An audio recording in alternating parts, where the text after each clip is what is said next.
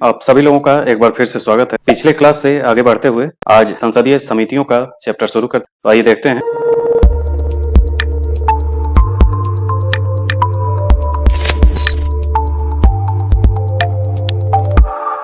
पहला प्रश्न है कि भारतीय संसद किस रीति से प्रशासन पर नियंत्रण करती है? तो यह है संसदीय समितियों के माध्यम से। दूसरा प्रश्न है कि निम्नलिखित में से कौन सी एक सबसे बड़ी संसदीय समिति है? तो ये प्राक्कलन समिति। इसमें थोड़ा सा देख लें, ये काफी पूछा जाता है। लोक लेखा समिति के निर्वाचित सदस्य कुल 22 होते हैं, जिसमें 15 लोकसभा के और 7 राज्यसभा के होते हैं। इसका काम है कैग की जो रिपोर्ट आती है उसकी जांच करना। दूसरा है प्राक्कलन समिति, जिसके सदस्यों की संख्या 30 होती है, जिसमें इसके सदस्य केवल लोकसभा से निर्वाचित होते हैं और एक ही वर्ष का कार्यकाल है। और इसके बाद है सरकारी उपक्रम समिति, जिसके टोटल सदस्यों की संख्या 22 है, जिसमें 15 लोकसभा के और 7 राज्यसभा के। याचिका समिति होती है, जिसके सदस्यों की संख्या लोकसभा से 15 और राज्यसभा से 10 होती है। इसके सदस्य इसके अध्यक्ष या सभापति द्वारा नाम निर्देशित होते हैं।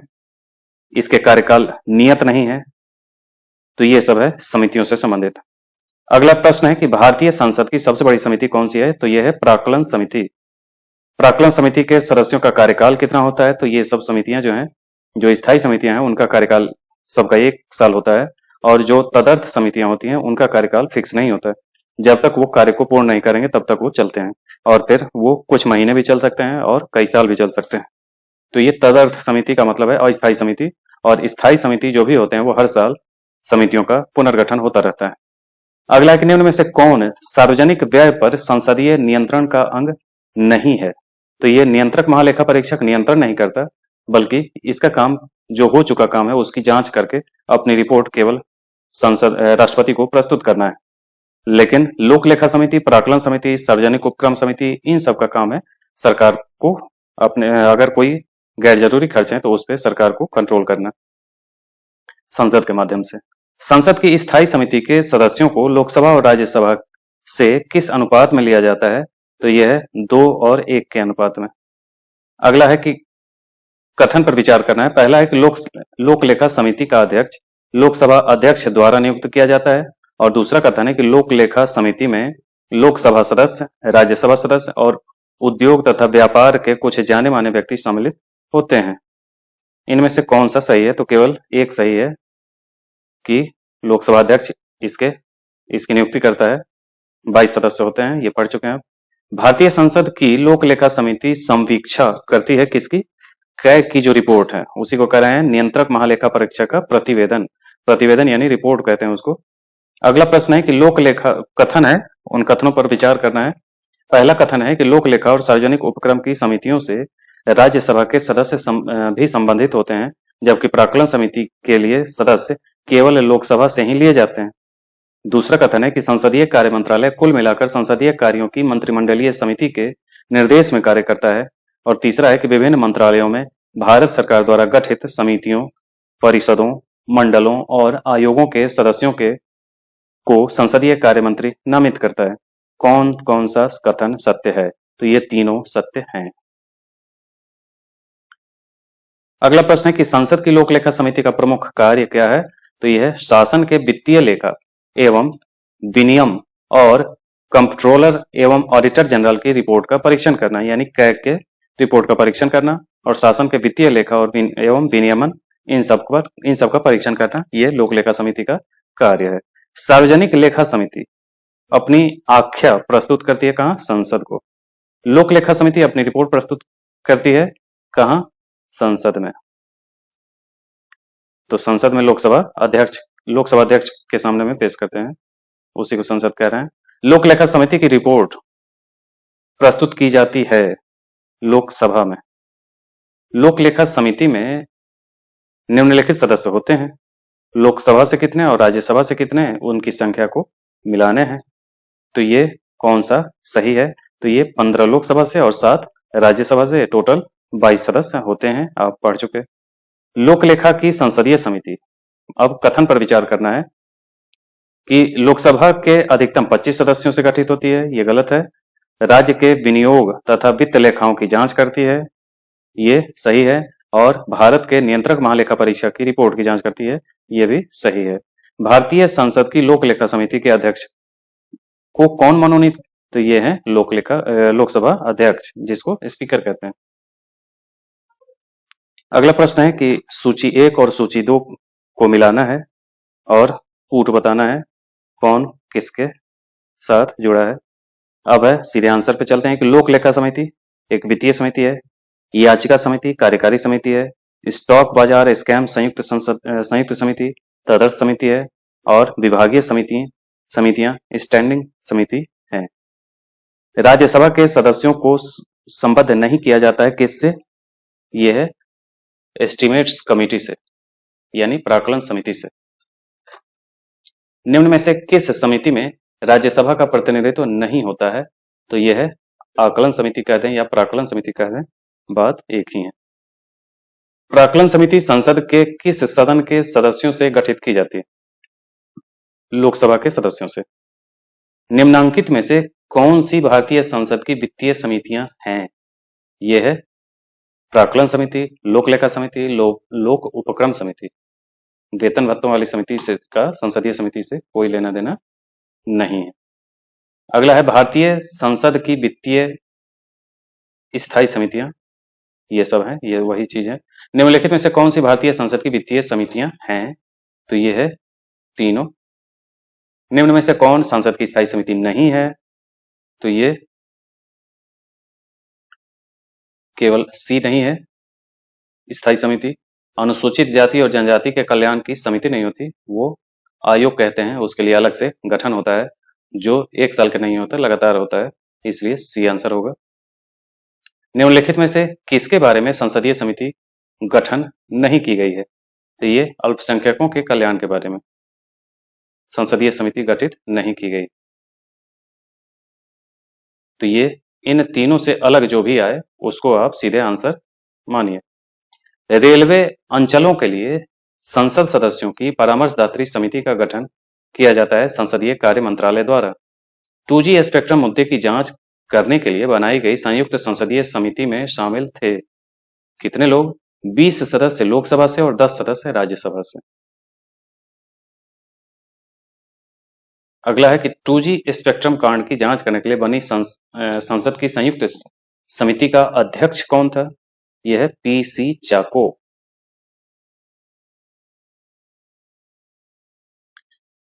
भारत की संसद के संदर्भ में निम्नलिखित में से कौन सी संसदीय समिति इसकी संवीक्षा करती है और सदन को सूचित करती है कि जो विनियम, नियम, उपनियम, उपविधि आदि बनाने की शक्तियां संविधान द्वारा प्रदत्त हैं या सदन द्वारा प्रत्यायोजित हैं, उनका कार्यपालिका द्वारा इन प्रत्यायोजनों की परिधि के भीतर उचित प्रयोग हो रहा है?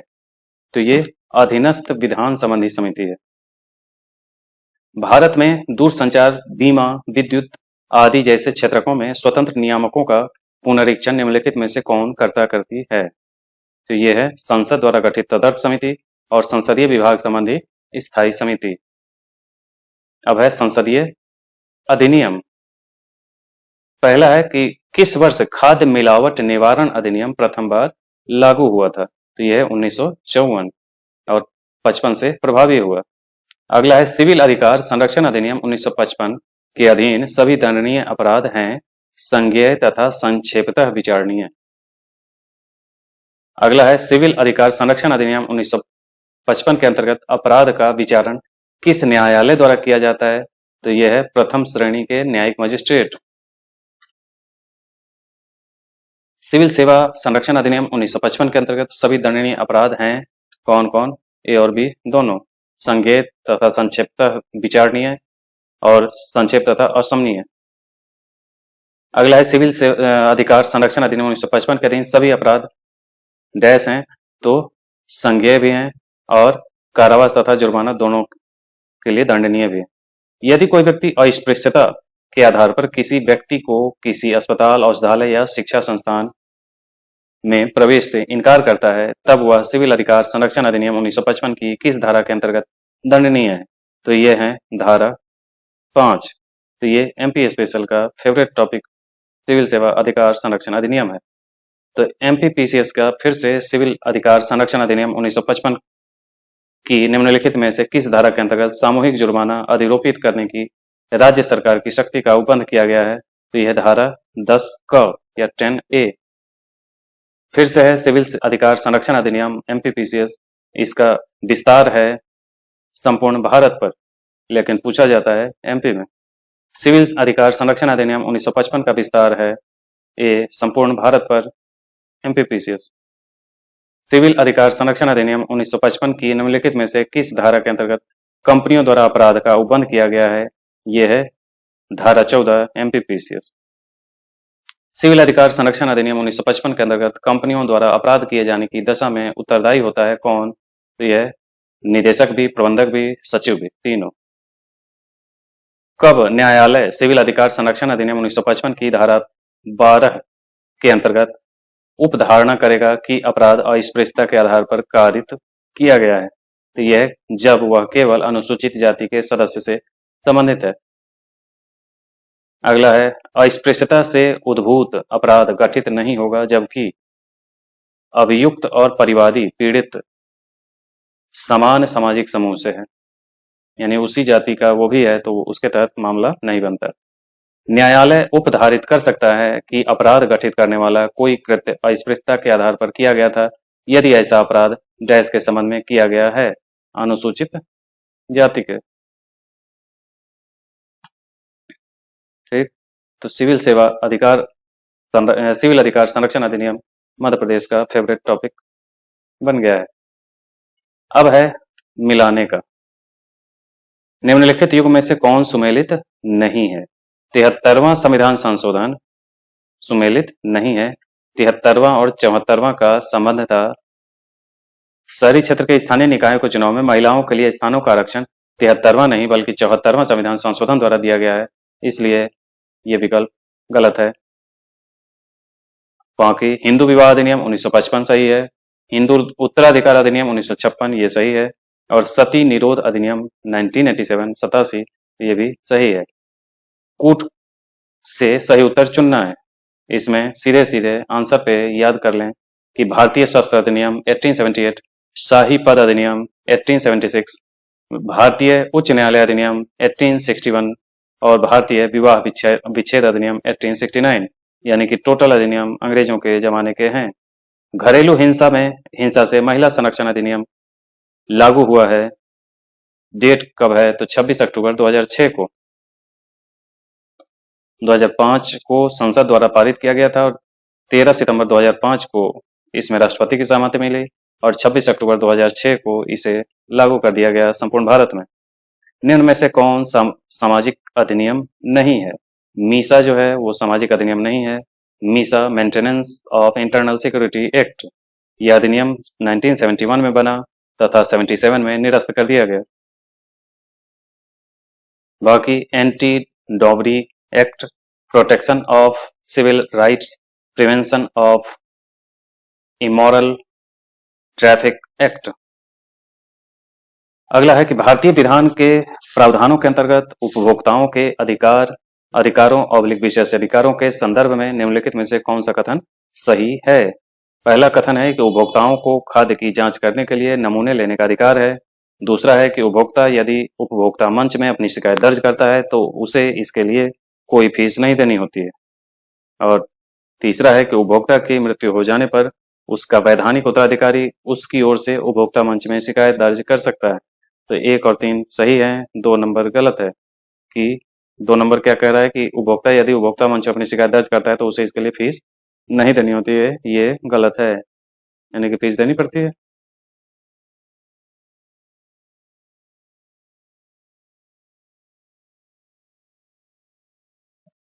इसके लिए उसे निर्धारित फीस देनी पड़ती है। यदि उपभोक्ता की मृत्यु हो जाती है तो उसके उत्तराधिकारी को अधिकार है शिकायत दर्ज कराने का। अगला है कि क्रिमिनल ट्राइब्स एक्ट सर्वप्रथम कब अधिनियमित हुआ था? तो यह 1871। अनुसूचित जाति और अनुसूचित जनजाति अत्याचार निवारण अधिनियम 1989 प्रवृत्त हुआ 30 जनवरी 1990 को। अनुसूचित जाति जनजाति के किस अधिनियम के अंतर्गत अत्याचार निवारण कानून लागू किया गया? यह अधिनियम 1989 89 में यह स्वीकृत हुआ था, 90 में यह लागू हुआ था 30 जनवरी को। SC/ST एक्ट 1989 की कितनी धाराएं हैं? तो ये हैं 23, टोटल धाराएं 23 हैं। SC/ST एक्ट 1989 के उद्देश्यों को क्रियान्वित करने के लिए नियम बनाने की शक्तियां किन्हें प्राप्त हैं? तो यह है केंद्र सरकार को। ये SC/ST एक्ट बहुत ही महत्वपूर्ण अधिनियम है, इसको लेकर के कई बार बवाल भी हो चुका है, इसलिए इसको पूरी तरह याद रखें। SC/ST एक्ट 1989 के अंतर्गत किस धारा में आर्थिक बहिष्कार की को परिभाषित किया गया है? तो यह धारा 2 ख ग। SC/ST एक्ट 1989 के अधीन किसी लोक सेवक द्वारा धारा 3 के अधीन अपराध किए जाने पर कम से कम दंड का प्रावधान है 1 वर्ष का। SC/ST एक्ट अधिनियम 1989 के अंतर्गत किस धारा में विशेष न्यायालय की व्यवस्था का प्रावधान है? तो ये 14, धारा 14। SC/ST एक्ट के अधीन अपराधों का विचारण करने के लिए राज्य सरकार उच्च न्यायालय के मुख्य न्यायाधीश की सहमति से सत्र न्यायालय को विशेष न्यायालय विनिर्दिष्ट कर सकती है। अगला है SC/ST एक्ट के अधीन अपराधों का विचारण करने के लिए सेशन न्यायालय को विशेष न्यायालय के रूप में विनिर्दिष्ट करने का प्रयोजन है शीघ्र विचारण, यानी जल्दी से सुनने के लिए। SC/ST एक्ट के अंतर्गत किसी निर्णय, दंडादेश या आदेश के विरुद्ध उच्च न्यायालय में अपील होती है तथ्यों और विधि दोनों के संबंध में। SC/ST एक्ट अत्याचार निवारण अधिनियम SC/ST एक्ट अनुसूचित जाति जनजाति की उन्नति के लिए एक प्रावधान है जो निम्न में से किस एक सिद्धांत पर आधारित है? तो यह है संरक्षा विभेद का सिद्धांत। SC/ST और अनुसूचित SC/ST एक्ट के अंतर्गत सामूहिक जुर्माना अधिरोपित और वसूल करने की शक्ति किसे है? राज्य सरकार को। SC/ST एक्ट के अधीन अपराध अभियोजन में न्यायालय निम्न में से क्या उपधारित कर सकता है? तो दुष्प्रेरण, सामान्य आशय, सामान्य उद्देश्य, उपरोक्त सभी। तो ये डी आंसर है। अगला है SC/ST एक्ट की निम्नलिखित में से किस धारा में भारतीय दंड संहिता के कर्तव्य उपबंधों का लागू होना उपबंधित है? धारा 6 के अंतर्गत। SC/ST एक्ट के अंतर्गत किए गए अपराधों की जांच अधिकारी कितने दिनों में अपनी रिपोर्ट सौंपेगा? तो ये 30 दिन के भीतर। SC/ST एक्ट के अधीन निम्न में से क्या पूर्णतः निषिद्ध है? यह गिरफ्तारी पूर्व जमानत, ये नॉन बेलेबल है, जमानत नहीं मिला करती। SC/ST एक्ट की निम्नलिखित में से किस धारा में अग्रिम जमानत प्रतिबंधित है? तो यह धारा 18। SC/ST एक्ट के अधीन किए गए अपराध का अन्वेषण ऐसे पुलिस अधिकारी द्वारा किया जाएगा जो उप अधीक्षक रैंक से कम न हो। निम्नलिखित शक्तियों में से कौन सी एक SC/ST एक्ट के अधीन विनिर्दिष्ट विशेष न्यायालय को नहीं दी गई है? तो पुलिस से भिन्न किसी व्यक्ति को अतिरिक्त अन्वेषण करने के लिए अधिकृत करना, ये उपबंध में नहीं है। अगला प्रश्न है SC/ST एक्ट के अधीन विशेष न्यायालय निम्न में से कौन सी शक्ति का प्रयोग नहीं कर सकता? तो सामूहिक जुर्माना आरोपित करना, ये नहीं कर सकता।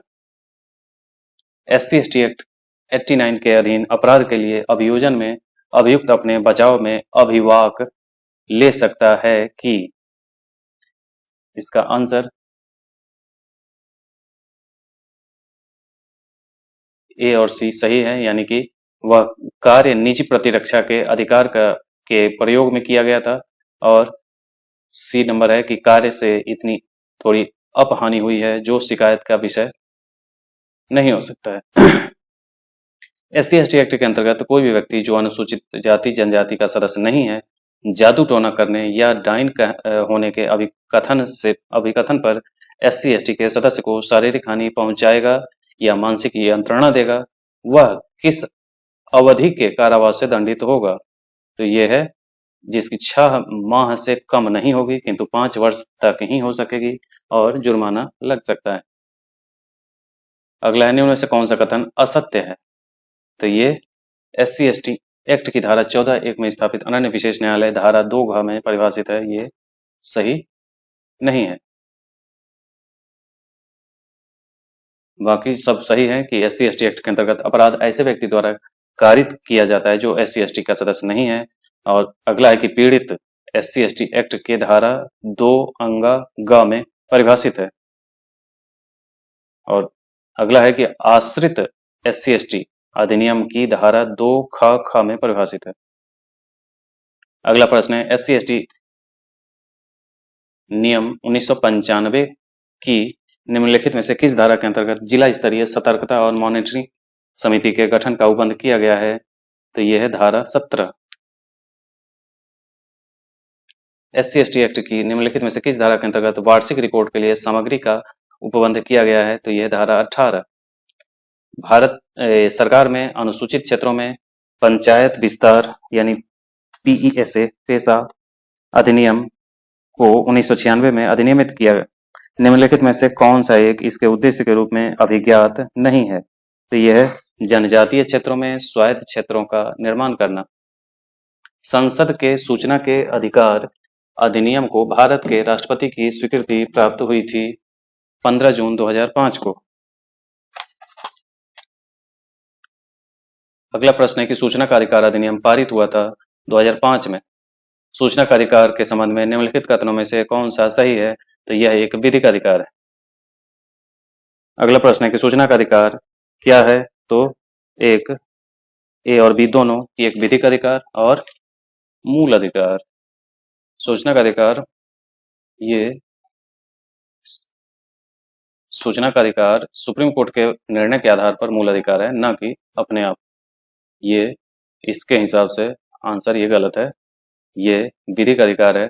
सूचना का अधिकार दोनों ऑप्शन नहीं होगा, इसलिए क्योंकि ये कोर्ट के निर्णय के आधार पर ये मूल अधिकार बनता है जोड़ने पर, नहीं तो सूचना के अधिकार को कम नहीं किया जा सकता था। आगे देखें, निम्नलिखित में से कौन सी शब्दावली सूचना का अधिकार अधिनियम 2005 की उद्देशिका में उल्लेखित है? तो ये चारों, सूचना की पारदर्शिता, सूचना का प्रकटन, संसूचित नागरिकता, लोकतांत्रिक आदर्श की प्रभुता, ये सब सूचना का अधिकार अधिनियम के उद्देश्यों के संबंध में निम्न में से कौन सा कथन सही नहीं है? तो समाज की महिलाओं एवं कमजोर तबके को सशक्त करने के लिए काम करना, ये नहीं है। नागरिकों को सशक्त करना, ये है। सरकार के कार्यकरण में पारदर्शिता और उत्तरदायित्व बढ़ाना, ये भी है। और हमारे लोकतंत्र को ऐसा बनाना ताकि वह वास्तव में लोगों के लिए काम करे। अगला प्रश्न है कि सूचना का अधिकार अधिनियम 2005 के बारे में निम्नलिखित कथनों पर विचार कीजिए और उसे चुनिए जो प्रावधानित नहीं है अथवा विशिष्ट रूप में विमुक्त है। तो ये विकल्प बी में दिए गए प्रावधान के अतिरिक्त सभी प्रावधान थे। तो विकल्प बी का स्पष्टीकरण इस प्रकार। तो ये आगे चलें। केंद्रीय सूचना आयुक्त का कार्यकाल होता है, केंद्रीय सूचना आयुक्त का कार्यकाल 3 वर्ष या 65 वर्ष होता है।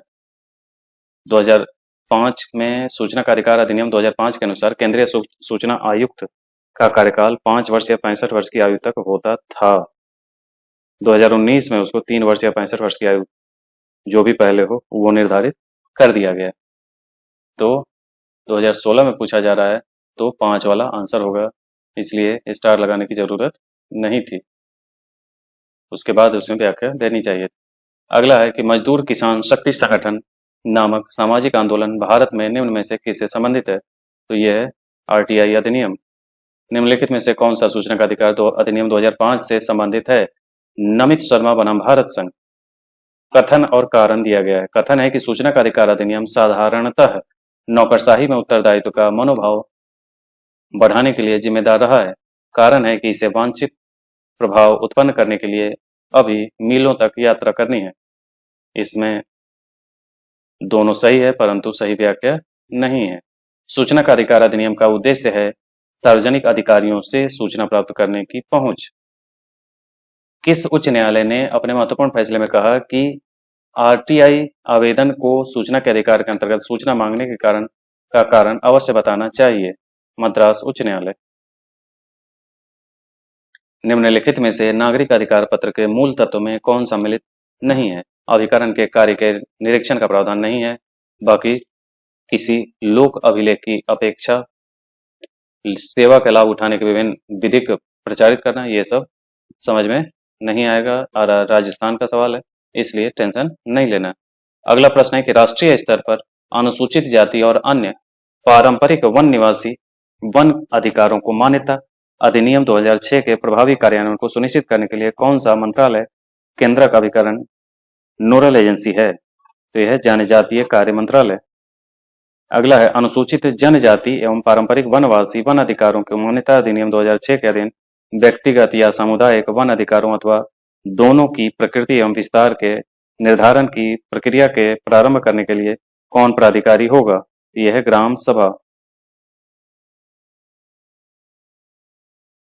अगला प्रश्न है कि राष्ट्रीय हरित न्यायाधिकरण अधिनियम 2010 भारतीय संविधान के निम्नलिखित में से कौन से प्रावधान के अनुरूप अधिनियमित हुआ था?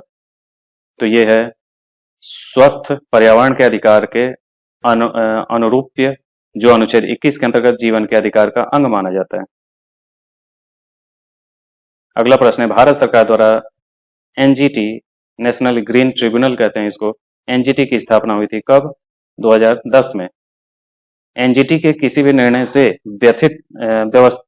व्यथित कोई व्यक्ति सर्वोच्च न्यायालय में अपील कितने दिन के भीतर दायर कर सकता है? तो ये है 90 दिन। एनजीटी के किसी निर्णय से व्यथित कोई व्यक्ति है तो वो 90 दिन के अंदर अपील कर सकता है। अगला है कि भूमि अधिग्रहण अधिनियम 1894 के संदर्भ में निम्नलिखित में से कौन सा कथन सत्य नहीं है? तो यह है कि इसका उद्देश्य भारत में भूमि सुधार प्रक्रिया को बढ़ावा देना था। ये नहीं है। इसका उद्देश्य सार्वजनिक संस्थानों, संगठनों, कंपनियों और तत्संबंधी उद्देश्यों होती भूमि अधिग्रहण के लिए कानून बनाना था। ये उद्देश्य था। निम्न में से कौन से श्रम संबंधी अधिनियमों को मजदूरी संहिता 2019 में सम्मिलित किया गया है? तो यह है 1, 2, 4, यानी कि तीसरा छोड़ दें। न्यूनतम मजदूरी अधिनियम, बोनस भुगतान अधिनियम, समान पारिश्रमिक अधिनियम। अगला प्रश्न है सुमेलित नहीं है कौन सा, ये बताना है। तो ये सीधे भारतीय संविदा अधिनियम 1872 का है, जो गलत दिया गया है ऊपर, और 72 याद रखना है। भारतीय संविदा अधिनियम 72, कंपनी अधिनियम 2013, साझेदारी अधिनियम 1932, वस्तु विक्रय अधिनियम 1930, भारतीय संविदा अधिनियम 1872 का है। निम्न में से कौन सुमेलित नहीं है? तो ये राजद्रोही सभाओं को रोकने का अधिनियम 1907 में लाया गया था। ये सही नहीं है। बाकी सुमेलित हैं कि विस्फोटक पदार्थ अधिनियम 1908, भारतीय फौजदारी कानून संशोधन अधिनियम 1908, समाचार पत्र अपराधों के लिए प्रोत्साहन अधिनियम 1908, आपदा प्रबंधन एक्ट बनाया गया था 2005 में। भारत की संसद द्वारा आपदा प्रबंधन अधिनियम पारित हुआ कब? 2005 में। भारत में आपदा प्रबंधन के लिए राष्ट्रीय अपराध प्रबंधन डिवीजन गृह मंत्रालय में एक नोडल डिवीजन है। राष्ट्रीय आपदा प्रबंधन प्राधिकरण का पदेन अध्यक्ष होता है कौन है? तो यह है प्रधानमंत्री।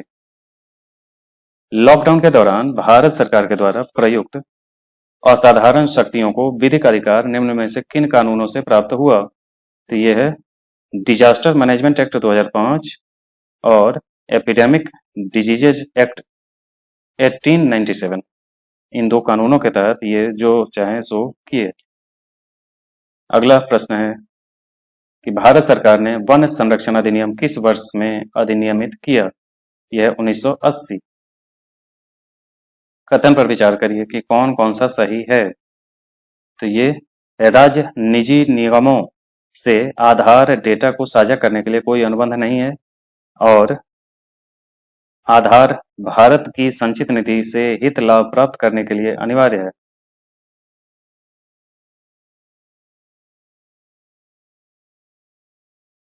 अगला प्रश्न है कथन, निम्नलिखित कथनों पर विचार करें। इसका सीधे आंसर देखें तो आरटीआई अधिनियम के अनुसार प्राथमिक कक्षाओं में शिक्षण हेतु किसी अभ्यर्थी के लिए राष्ट्रीय अध्यापक शिक्षा परिषद दिशा निर्देश के अनुरूप लाए गया अध्यापक अर्हता परीक्षण में उत्तीर्ण होना आवश्यक है। तो ये आंसर सही है, बाकी सब गलत हैं, तो गलत को पढ़ने की जरूरत नहीं। राज्य खाद्य आयोग की स्थापना किस अधिनियम के अंतर्गत होती है? यह है राष्ट्रीय खाद्य सुरक्षा अधिनियम 2013। भारत में जिला स्तर पर उपभोक्ता विवाद निवारण के संदर्भ में निम्नलिखित कौन से कथन सही नहीं हैं? जिला फोरम उन्हीं शिकायतों की सुनवाई करता है जिनमें माल या सेवाओं का कुल मूल्य 50 लाख से अधिक नहीं होता। तो केवल यही सही नहीं है, बाकी सब सही है। तो ये था आज का वीडियो। मिलते हैं अगले वीडियो में सर्वोच्च न्यायालय का के साथ। आज के लिए इतना ही। धन्यवाद।